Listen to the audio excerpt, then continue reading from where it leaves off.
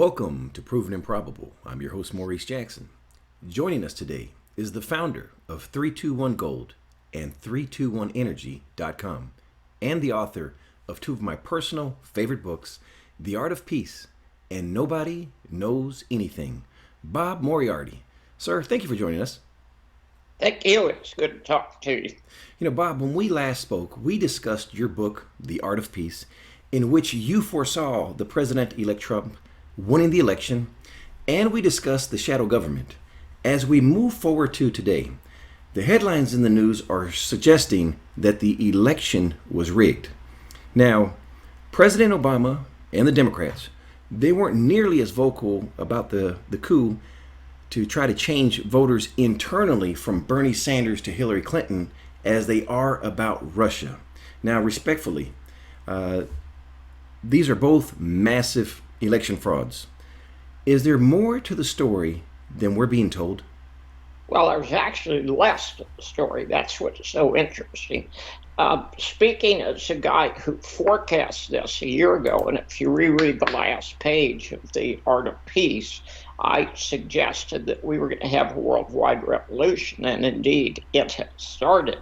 But as a former intelligence officer in Vietnam for 2 years, I can assure you with enormous confidence there isn't a lick of evidence suggesting the Russians had anything to do with those hacks, and that was an effort on the part of the DNC, Hillary Clinton, and John Podesta to blame someone else for their sins. Now, if you go back and you reread those numerous examples of election fraud, Bernie Sanders had the election stolen from him by the DNC, by John Podesta, and by Hillary Clinton. And everybody's ignoring the very real fraud, and they're saying, well, the Russians hacked us. Well, we have conclusive proof that the Russians had nothing to do with hacking the election process. And indeed, there's no indication they had anything to do with the election process. But let's step back for just a little bit. Take a wild stab. What country in the world has tried to affect more elections in other countries than any other in the last 70 years? That would be the United States. Exactly. So we're guilty of fraud, of overthrowing a democratically elected government in Iran in 1953 and Guatemala in 1954. We tried to overthrow and assassinate Castro hundreds of times. We ran a coup d'etat in the Ukraine and put in a criminal government. It's that simple. We overthrew the democratically elected government. We tried to affect the government in Iran. We tried to affect the government of Russia. So what happens when Hillary Clinton loses? We blame the Russians. Now, that's absurd. It truly is. And Bob, you and I were just speaking offline before the interview. It seems like there's revolutions occurring throughout the world right now. Can you discuss that a little further? Yeah, well, they're all related. Okay, Venezuela is falling apart economically, so they're making cash literally illegal. India is falling apart, so they're making cash illegal. The biggest banks in Italy are going to go under shortly, and this revolution that I predicted a year ago is coming true. Now, here's what's important. The media, the powers that be, have lost control of the narrative. Now, the very first war that was ever started by the news media was the Spanish-American War in 1897. William Randolph Hearst and Joseph Pulitzer had competing newspapers in New York City, and they knew that war was good for selling newspapers, and they literally created a war out of whole cloth, and they blamed the Spanish for sinking the Maine when it absolutely didn't happen, and we went to war. Now, the Washington Post and the New York Times have said they believe they should tell Americans what to believe. Well, that doesn't work anymore. We've got the alternative media. The article in the Washington Post on November 24th was really interesting because a site that nobody ever heard of before comes out and identifies 200 different websites as purveyors of fake news. Well, the very funny thing is, the Washington Post is the biggest purveyor of fake news in the United States. So they've lost control of the narrative. They're a paper tiger. They're losing all their power, and the world is changing. You know, it's quite interesting. Again, as we were speaking offline, all the events that are occurring right now. You know, we just noticed as well that the ambassador from Russia was just assassinated as well. That's scary. That's very scary. That would have been at the orders of the president of Turkey, Erdogan, and the Russians will react. And again, right now it's too early to tell who did the assassination, but just from No, it's not. I mean, here's what's crazy. Don't go to the media and figure out what's going on. We've got to stop doing that because the media has proven they're lying all of the time. Think about what makes sense, okay?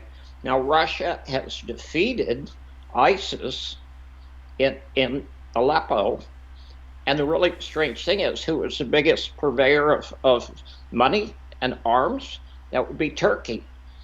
So literally, Russia defeated Turkey in Syria, and Turkey's getting even. That was an assassination, and we'll never find out. The guy will disappear, and the Turkish government will say he escaped or we shot him or something.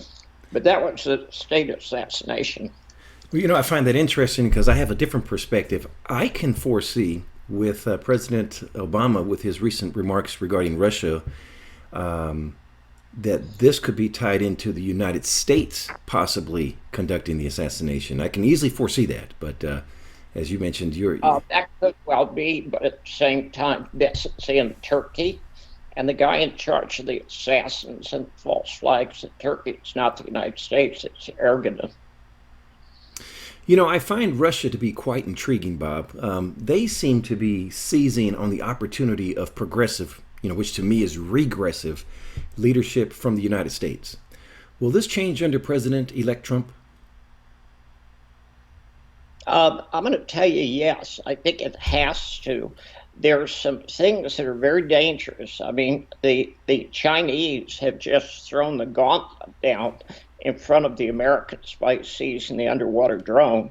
But the Americans' relationship with the rest of the world is about to change in a very dramatic way. But this idea that we should demonize Putin, we should demonize Russia, is a very negative thing to do and a very foolish thing to do. And I think the United States could pay a big price for doing that. Obama is looking like a bigger loser every day. He's whining, he's threatening Russia. Obamacare is a giant failure, and the world has changed. You know, you mentioned China here earlier. What I find interesting was if you go back 15 years ago, 16 years ago, when President Bush took office, we had the spy plane that was intercepted by the Chinese. And it's just funny how there's a correlation with a Republican administration coming in, that we have events unfolding with China and drones and a spy plane. I find it unique. I don't know what the correlation is, but I was thinking of that as you were alluding to that. Well, interestingly enough, the drone was not conducting underwater surveys like the United States says. It was a spy mission on Chinese submarines, and the Chinese made it abundantly clear to the United States, we don't want you doing that. So I find it very funny that they just smacked Obama in the face, and he's just simply not in a position to do anything about it. Which goes back to the question I had with regards to leadership, or the statement I should say I had with regards to leadership. Let's discuss some economic events that are occurring around the world. Now, you alluded to them briefly here, but I've conducted a number of interviews with Jayant Bhandari. He's the host of the highly acclaimed Capitalism and Morality, regarding India's pursuit of becoming a cashless society or demonetizing. But India is not alone. Venezuela is moving in the same direction, but you believe someone else may be heading towards the same path. Can you expand on this a little bit further? Well, first of all, Jay is a good friend of mine, and I think it's brilliant that you've done an interview with him. He needs a lot more exposure. He's a very bright guy, and certainly as an Indian, he understands India. But what you're seeing is the death throes of governments that have had an unlimited ability to print and spend money since August 15th of 1971. And it's in the very last days. Now, here's the key. There is an absolute limit to what governments can spend. Now, people aren't going to believe that, but here's why it's true. It is not the amount of taxes that a government collects that's important. It's the amount of money that they spend. Because everything they spend, they have to collect. And they can collect it in one of three ways. They can collect it in taxes, they can collect it in inflation, or they can simply default. We are going to see all three of those, but governments have had more and more and more power because they've spent more and more and more money. And we literally are in the end game where they've spent as much money as they could possibly spend, and the population is revolting as a result. When the Italian banking system goes under, that's pretty much going to be the end for the euro or the end of the EU. And people are going to wake up one day and all the money in the bank are gone. So if you think we're starting a revolution now, it's going to get a whole lot worse. But you are going to see capital controls in Venezuela, you're going to see capital controls in India, and you're going to see capital controls in the U.S. You know, it's clearly evident what you're sharing, Bob, because I'm looking at the world and I see central banks. They're implementing negative interest rates, and then I hear pundits from the United States basically saying, "Well, look at the United States. We're increasing them." But then you have to remind everybody that there's a difference between real and nominal interest rates, and you're still losing. And so you have the effects of inflation, as you mentioned, and the central banks, they're just devaluing the currency. Everything that you're saying, if someone just stops and looks, they can see the events unfolding. It's clear. Well, here's what's interesting, and you read the book. That is exactly what Nobody Knows Anything was about. Okay, I'm encouraging people to wake up, smell the roses, look around, see for themselves, and take some responsibility for their own decisions. Everybody in government is lying, and they're lying all of the time. Truly unfortunate. You know, Bob, in times like these, it's when the citizenry of these countries begin to discern the difference between money, which is gold and silver, and currency. What piece of wisdom would you like to convey to listeners regarding why you hold precious metals? We have a world that is awash in debt. The only money that has no corresponding call on it from anyone else is gold and silver. And it would be a good idea for everybody to have some gold and silver. And I'm not saying gold's going to go to $50,000 an ounce, silver's going to $25,000 an ounce. I have no idea what it's going to do. I just know when the financial system collapses, and we know it's going to, that you want to have some real money. Now, does this as well apply to platinum and palladium? Of course. Yeah, thank you for conveying that, because we have precious metals investors from all sides of the story, and we tend to forget about platinum and palladium. Well, here's what's crazy, Maurice. It's going to be true of everything that's real. Okay, it's going to be true of copper. It's going to be true of lead. It's going to be true of zinc. It's going to be true of oil. It's going to be true of wheat. When all of the paper assets go to their real value, which is zero, you're going to want something of real value. And platinum, palladium, rhodium, gold, silver are the most portable and most liquid. You know, sticking with precious metals, how does the natural resource space look under President-elect Trump? Oh, I can't answer that. I think it's too broad a question. I will tell you that President Trump is either going to be the very best president in American history or the worst. And I don't know which. Some of the things that he's done already, I think, are brilliant. And some of the things I've seen him do, I think he's dumber than a brick. So we're just going to have to see. Well, if you combine the two, he'll be mediocre. Now, we've already had mediocre. We had mediocre in Bush. We had mediocre in Obama. Hillary Clinton, there is nothing in her entire background. You can look at her standing in the sun, and she casts no shadow. Very well said. Bob, last question. What did I forget to ask? I don't. I think we've covered a lot of interesting things. Well, thank you. Bob, if I may, I'm a strong advocate for being a generational steward. For listeners, if you're seeking to enhance your financial IQ, I would strongly encourage you purchase for yourself and your loved ones two of my personal favorite books, The Art of Peace and Nobody Knows Anything. Bob, where can we get a copy? You can get them on Amazon, and I will make a comment here, a little bit of a sales pitch for those.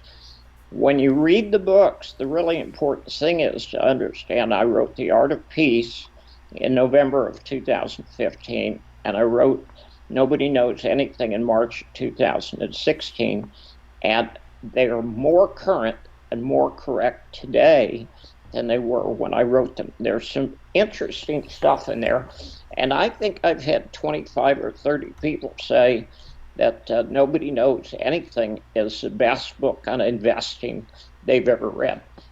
I personally have profited, and that's a personal testament there for anyone listening. I've referenced it in my some of the blogs I've posted, so please take a look at those. Bob, I have 6-year-old twins and an 8-year-old, and I've purchased them each their own copy. As the books, they're not time sensitive, they are generational, so I wanted to personally thank you. Okay, thank you very much, and thank the kids. I think that they will really appreciate that.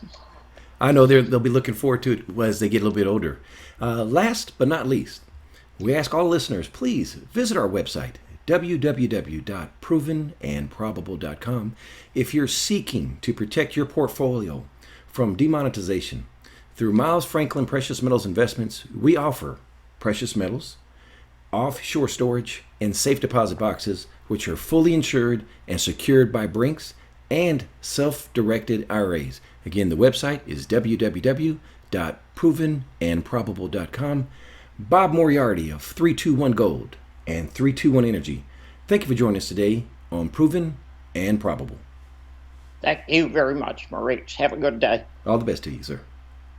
Thank you for joining us today on Proven and Probable. Remember to like and subscribe for more conversations with the most respected names in the natural resource space. Check out our website at www.provenandprobable.com. The information presented on Proven and Probable is provided for educational and informational purposes only, without any express or implied warranty of any kind, including warranties of accuracy, completeness, or fitness for any particular purpose. The information is not intended to be and does not constitute financial, investment, or trading advice, or any other advice. You should not make any financial, investment, or trading decision based on any of the information presented without first undertaking independent due diligence and consultation with a professional broker or competent financial advisor.